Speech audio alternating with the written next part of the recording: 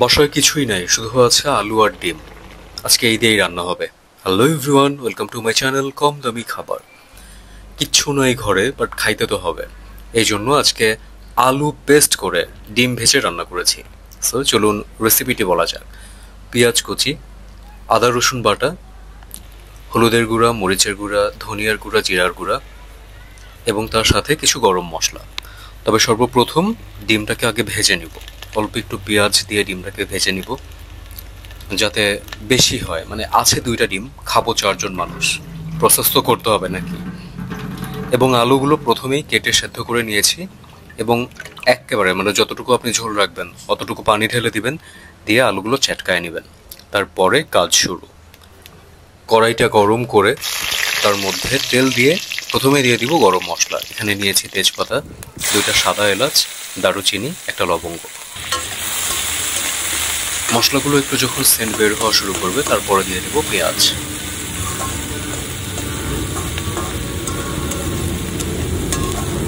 পেঁয়াজটাও খুব সুন্দর করে লাল লাল করে ভেজে নিতে হবে।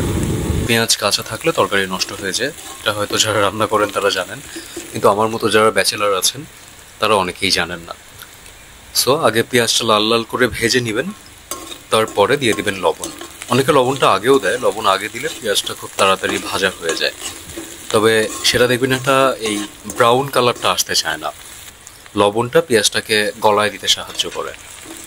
যাই হোক, কিছুটা সময় নাড়াচাড়া করে দিয়ে দিব আদা এবং রসুন বাটা, দিয়ে সুন্দর করে মাখায় নিব এবং আদা রসুনের কাঁচা গন্ধটা দূর হওয়া পর্যন্ত।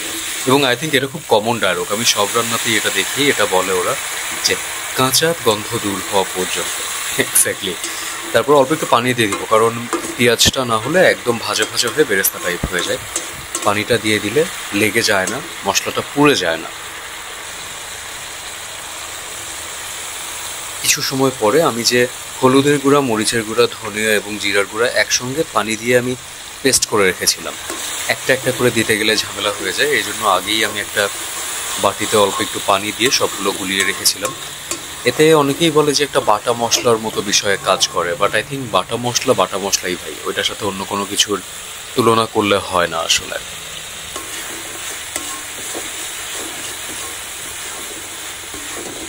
হলুদের একটা ব্যাড স্মেল আসে আসলেই, মশলাটা যদি ঠিক মতো কষানো না হয়। এই জন্য যতটা পারবেন কষায় নেবেন।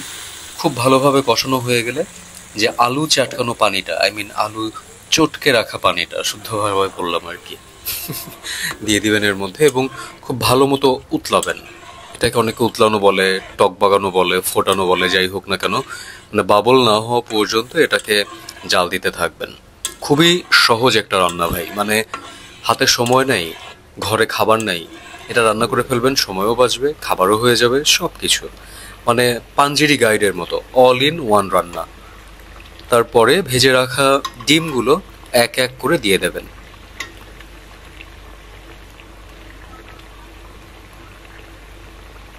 ডিম দিয়ে বেশিক্ষণ জাল দেওয়ার কোনো দরকার নাই।